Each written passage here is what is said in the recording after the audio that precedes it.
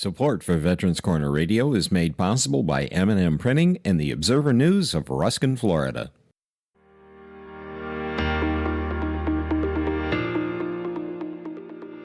Hello and welcome to Veterans Corner Radio Podcasts, information for and about veterans. For this edition of the podcast, Joe welcomes retired United States Army Lieutenant Colonel Paul Wheat. Today, you'll meet Army Lieutenant Colonel Paul Wheat. From humble beginnings in upstate New York, Paul graduated high school in 1955 and enlisted in the Army. His career slingshot him to Europe, Vietnam, and then back to Europe, catapulting him from enlisted man through to his retirement as a lieutenant colonel. Here now is Joe Mulberger with Veterans Corner Radio on Veterans Corner Radio Podcasts.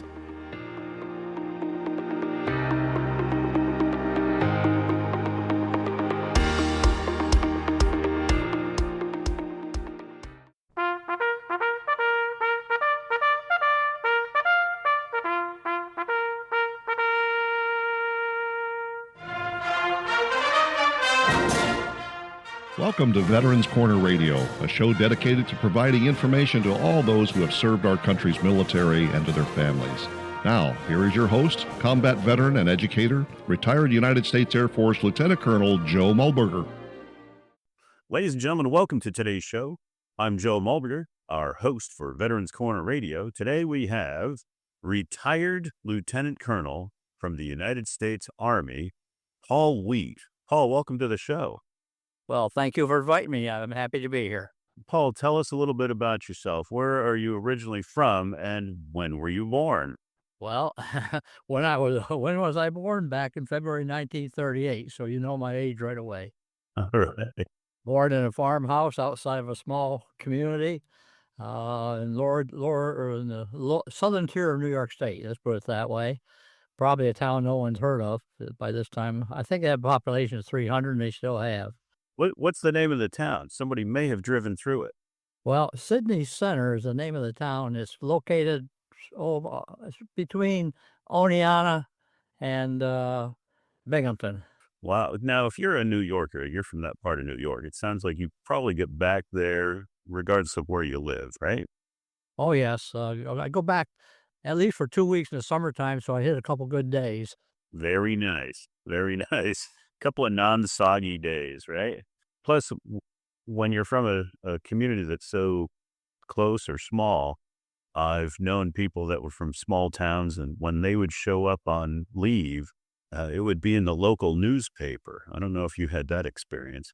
Well, no, actually I didn't. What happened was I was born on a farmhouse 3 miles outside of town, and it was just before the war.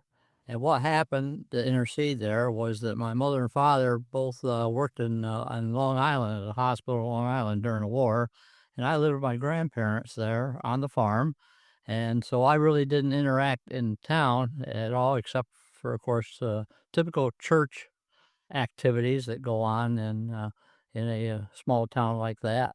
And then my father never graduated from high school, so when he came back, he was a machinist, actually became a doggone good machinist later on in life. And he had a lot of jobs, so we traveled around a lot. So I really never settled down until probably I was in third or fourth grade and went to a 3-room schoolhouse through my 6th grade, and then went to high school in Sydney.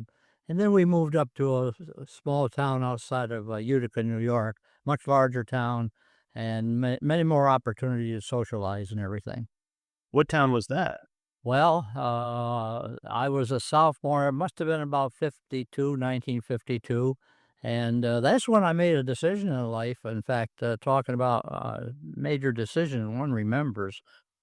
As I mentioned, my father was a machinist, and he always led me in that direction as handyman type things, everything I did. And so I took all vocational courses, the typical woodworking, metalworking shops in high school and all of that. And when we moved, the guidance counselor got hold of me and said, "What the heck you doing?" I said, why? They said, you don't want to do that. You want to get your academic studies behind you and go on further education. So that's when I switched and went on to what they call the normal academic studies in high school. And like every teenager back in those days, of course, had a part-time job. And I graduated in 1955. And that was, for those who may remember, things weren't so hot on the outside at that time for jobs. And within 2 months, of course, the old story goes, my father gave me 2 weeks, and then I had to start paying rent and my dental expenses. I remember that. So then I went on to the recruiting station. I was only 17, so I had to get their permission. And I know the Marines don't like to hear this, but the Marines attracted me. But then when I guess the recruiter come to the house, and when my father heard about it, he told me, he says, "No way am I going to sign for you to go in the Marines. I want you to get an education." And at that time, I decided I got a good course in the Signal Corps at Fort Monmouth, 24 weeks. I enlisted, and that was the start of my Army career. Now, where you were near Utica, what town around Utica were you? It is Whitesboro, so a suburb basically of Utica. Yeah, it was located between Utica and Rome, New York, not far from Griffiths Air Force Base in those days. So did you play any sports when you were in high school? I outside of the typical gym type sports, I did go out for the junior football, JV football one year. But I only weighed, I think it was I came in the Army, I weighed 128 pounds. I remember that.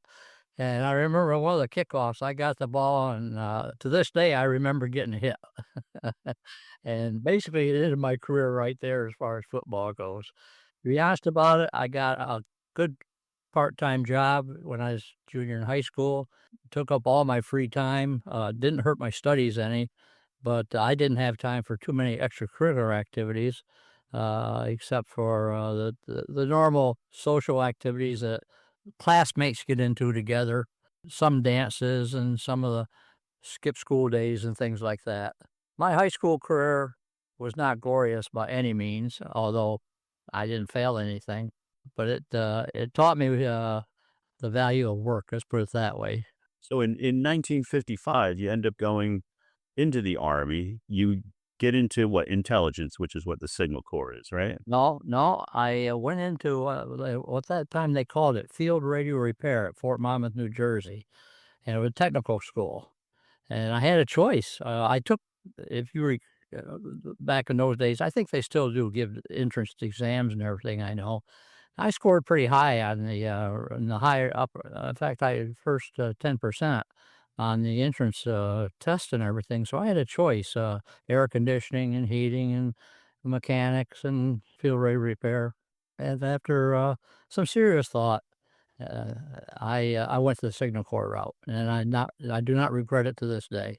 So field radio repair, where did that take you as far as assignments? Well, I completed that and immediately went to Germany as a individual replacement. I remember getting on a old World War II ship. I forget, USS Rose or one of those. I was so far down, the V came together, I think, to make the bunk up for me.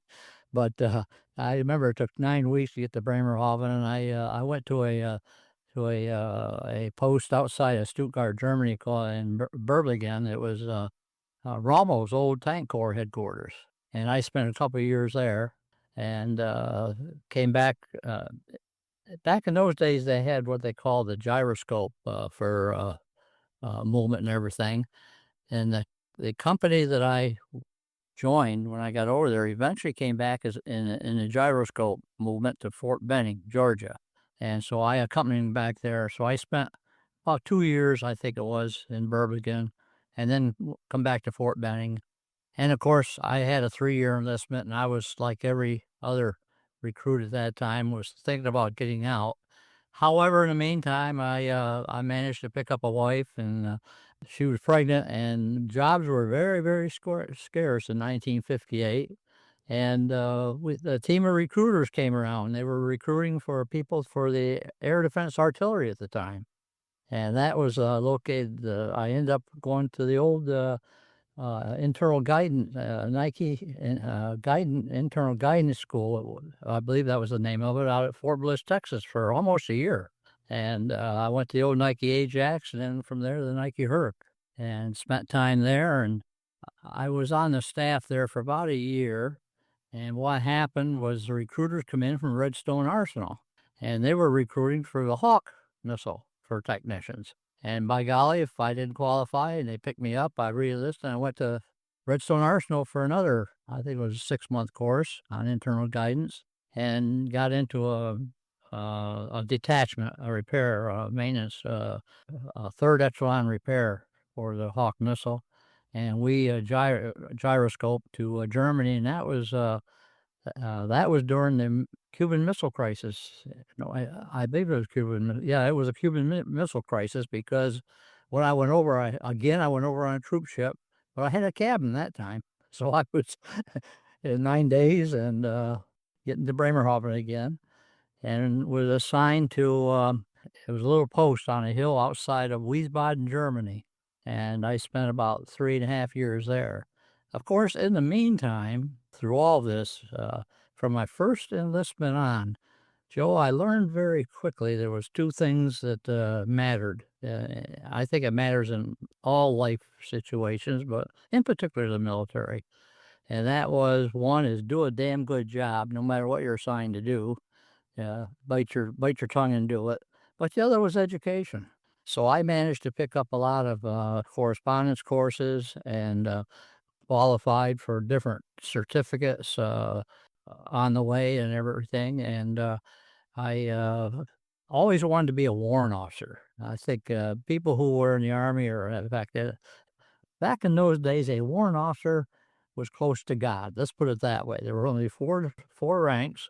My boss, basically, actually, he was second command at that time, was a W4, what we call a regular Army W4. And I'll tell you, he knew his stuff. It ended up being a very good friend later on. But make a long story short, I put in to be commissioned as a warrant officer, or appointed as a warrant officer. And being overseas, by the time we got word that the roles were open and we could qualify, our paperwork come back stamped, already filled. Wait till next go around, which of course takes forever. And he got hold of me. In fact, I had almost 9 years enlisted at the time, and he said, "Why don't you just take that application for warrant officer out there, add a little stuff to it, and put in there commissioned as a second lieutenant?" Well, Joe, I didn't have any more than a first year college equivalency. That was it at the time. So I did as he said, and for those in Germany, remember, I'm sure, the old IG Farben building in Frankfurt.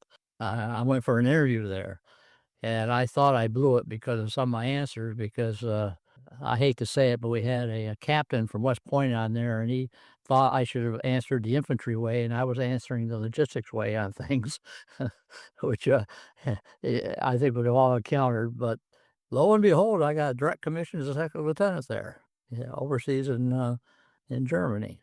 And that started my commission career in the Army after that. What year did you get commissioned, Paul? What year was that? 1964. Wow. So you've already got a good 9 years in then, right? I had 9 years. I wear those 3-year stripes on my sleeve, which a lot of officers don't have, but I did. And I might add, that 9 years served me damn well. I'll put it bluntly. And as I went on through my career, it really made all the difference in the world. One is how I could do my job, but 2, how my subordinates looked at me, how people looked, how I reacted to people, and that experience served me well throughout my whole career. So, Paul, let's talk about a couple of things. You had mentioned gyro. Was that a system of assignments, or was that a technical capability? It was a system of organizational assignments. I think they even did it. I'm not sure if they went up as high as division. I'm sure they went to brigade and battalions, but it's where a unit trained together in the States and then went overseas as a unit. And typically speaking, and it happened, we had a couple of draftees, but basically our unit was made up of regular Army enlistees. So we were together about the whole 3-year tour over there. So that explains the being stationed in Germany, coming back to the States, and then heading back to Germany, because the gyro kind of slings you right back to where you had previously been. Well, it might have, except it might have, and I'll be honest about it, I don't know. When I left Fort Benning and left the unit, I'm not sure what happened to that unit later on because my own situations took over at that time. All right. So in theory, it would work that way. And then the next thing is your wife. Where is your wife from? Well, my my first wife was from a little town called Deansboro, New York. It's south of Utica, and we were together for 16 years, and had raised a family of 5. But after a while, as most military families find out, when the kids get older, they don't like to move quite as much. And we had bought a house outside of Griffiths Air Force Base. For those in the Air Force, remember that's outside of Rome, New York. And we decided to separate and go our separate ways. It took actually 3 tries. And I might add, we're still friends to this day. Well, that's a good thing. But that helps give some context, because it almost sounded like you were in Germany, married a German, and then went back. But now we know it was a girl local to where you grew up. And then finally, there you are, you're an officer. Where did you end up getting assigned, and what career field did they give you as an officer? Well, that's interesting, and like basically, when I applied, I had to apply not only to the branch I wanted, which was the Ordnance Corps, but at the time, I believe it was either Signal or Ordnance, but you also had to apply and put on your application one of the 3 combat arms that you were willing to serve in. And I put artillery down, of course, because of my experience. And basically, when I come back, I got, as I said, I got my commission in Germany, and come back to basic ordnance course at that time at Aberdeen, Maryland, and went to Redstone Arsenal for my second tour there. But this time I went as an officer, and lo and behold, the day after I signed in as a brand new second lieutenant, I became commanding officer of the 1st ETC. The captain I replaced got out the day after I got there, so I spent my 2 years there, and I went to Korea from there, and got to Korea and served there. And basically, I was supposed to serve my artillery combat arms tour, they call it, up on the DMZ. But when I got there, this is the first place I found out where all my enlisted training and everything came in. I got to Seoul, and the assignment people there took a look at my record and said, "This guy has no business going up there. We got a job here for him." And I became a compound commander and commander of the largest ordnance company the Army had at that time in Korea, outside of Seoul, Korea. And I held that job for 13. Well, I was XO for a month, and I was commanding officer for a year. And I was there when the Pueblo was taken, and also when the suicide squad came down across they call it the Blue House, to the Korean Blue House, I think they called it at the time. And the main part of my company was in Niblo Barracks, just outside of Seoul, but I had a platoon at Weijambu and a platoon at Camp Red Cloud. And of course, they got a taste of what was going on when those people come across the border. And so I was detained there for a month or so. From there, I came back to the officer's career course at Aberdeen. Hang on a minute, Paul. Hang on. We got to clarify a couple things. What rank were you when you were in Korea? I made first lieutenant. I was second lieutenant at Huntsville, Redstone Arsenal. And by the time I got to Korea, I made first lieutenant. And at the end of my tour there, I made captain. That was, if you remember in those days, you went through the early ranks fast. The officers did, if they hung on. And as I said, I I was the right place, the right time, did my job, and I got top-notch, what they call efficiency reports, and went right up through fast at that point. As I said, I went to the career course at Aberdeen, and again, that was about almost a year long. And of course, they were making assignments from the career branch and from Washington, and they come up and I remember about 80 people in our class, about 70 of them were U.S., most of them captains and new majors. And they said, how many people have been to Vietnam? About half the class raised their hand. They said, all right, those who did not raise their hand, you're going. That was it in a nutshell. And as they called the list of names, I sit there, sitting on my thumbs when they never called my name for a sign. I waited right up to the last 10. Of course, it was alphabetical, too. That had a lot to do with it. And went in there, and they said, how would you like to go to Greece for a tour? I said, what? And apparently, because of my previous training in the Hawk and the Hercules, the Nike system, which the Greek Air Force had the Nike and the Army had the Hawk, they wanted a lieutenant colonel that had the training in that, plus the background in other aspects of the logistic field. And of course, there was no lieutenant colonel available. There was no major available. So as a captain, I went over there filling a lieutenant colonel slot to Greece after that. And that was my tour in Greece for a couple of years. And from there, from Greece, I came back. In fact, while I was in Greece, I had two jobs. I was in Just Mag, and I was the Hawk advisor to the Army and the Nike advisor to the Greek Air Force. And the last 3 months of my tour, I got a special delay, or I got a deferment, not a deferment, it was a delay, going to Vietnam to be, let's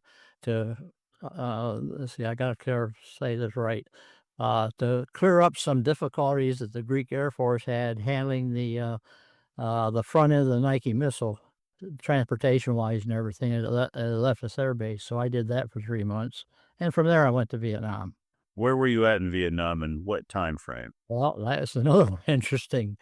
I went to Vietnam 71, I think it was, if I recall. It was towards the end. But again, I'm over there waiting for an assignment, and I wait all day, and there's only about 3 or 4 officers in the room still, and I get my name's called, and they said, at that time I was captain. They said, Captain Wheat. I said, yeah, there's a colonel out in the hallway wants to speak to you. I said, oh, what have I done now? Type of thing. Went out there, and he happened to be the senior advisor to the Arvanef Ordnance School, which was located about 20K north of Tonsanoo. And he said, how would you like to be a training officer?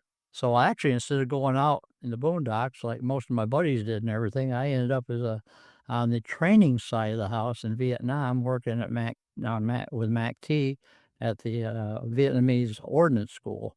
And in short, we trained the automotive mechanics, EOD people from not only Vietnam, but from Cambodia at the time. And after I was there 6 months, I became the senior officer there, the senior advisor. And so that was my tour. I must admit, I had probably, everything's relative, so I'll call it a plush tour in Vietnam. Wow. So, Paul, you've had quite the accomplishments and like you said, plush. You ended up going into NATO and staying there for quite a while. Your close to your career was spent in what country again? Luxembourg. When I heard about it, I was in Texas, and I wondered where in the heck was Texas was Luxembourg. And how long were you in Luxembourg?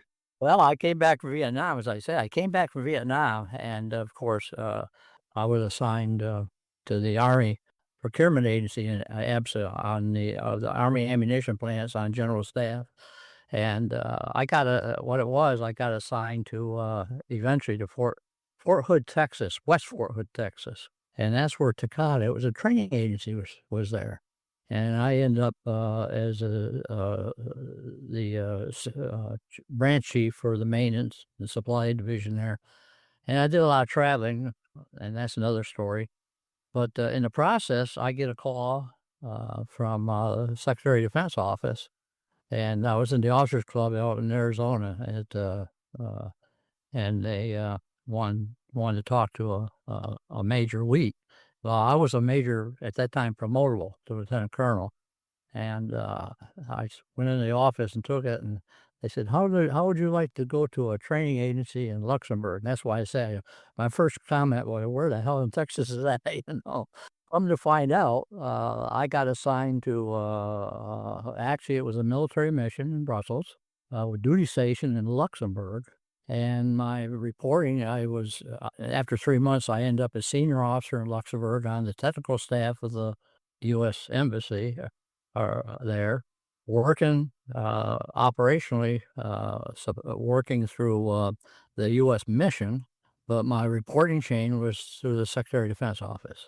And I tried one time to come up with my chart showing all my connections. After a while, my travels and everything, I never did complete it because it got too complicated. Oh, when did you retire? I actually retired from the uniform in November of 84. What keeps you busy today with veterans? Oh, my goodness. Just went through, this is the busiest time of the year for me, basically. There's 2 times a year. One is Veterans Day and the other is Memorial Day. But I've also been involved ever since I got here in Sun City Center. I took up the veterans cause, and I'll tell you the one thing behind that, and that is, as you know, and anybody who served in the military knows, that when you go you're on a military base, and if you do have time for activities, sometimes, particularly as an officer, you're assigned those duties. Other times you get a choice. But basically, it's always military oriented. And so when I got to Sun City Center, I decided that I wanted to do something different. And although I was in Horseshoe Club and I got in the Community Association, as you know, and some others, but I said, I'm going to focus on veterans activities here. So I ended up being a charter member of the old Sun City VFW, and they folded after 10 years for lack of leadership. I was an American Legion. I was commander back in the early 2002-3 time frame, which now I'm, for the second time, the leader, the commander of the post. I was in MOA on the board, became president for a year. I've been served on several other boards. Several organizations I participate as far as luncheon activities and meetings, but I have not been able, because of time, taking leadership roles in several of them. But I'm a member of probably 6 or 7 local organizations, one way or the other. Well, we got to say, here on Veterans Corner Radio, Paul, we say that our veterans are worth their value in gold. You certainly exceed the standard. We thank you for your time today. We've been speaking with retired United States Army Lieutenant Colonel Paul Wheat, who served remarkably in our United States Army, and we're grateful for your service. Thank you so much, Lieutenant Colonel Paul Wheat. Well, thank you so much for having me, Joe. Great honor. You've been listening to Veterans Corner Radio with your host, retired United States Air Force Lieutenant Colonel Joe Mullberger. The views expressed on this program are those of Joe and his guests, and our opinions based on the best available information. In matters of law or governmental regulation, it will always be best to check with the appropriate agency. Thanks for listening, and we hope you'll join us for the next program on Veterans Corner Radio. Here's a quick final thought. If you're enjoying these podcasts, why not take a minute to subscribe or mark Veterans Corner Radio as a favorite? It's easy, and you'll be set to be among the first to find out when new podcasts are published. And thanks again for listening to Veterans Corner Radio.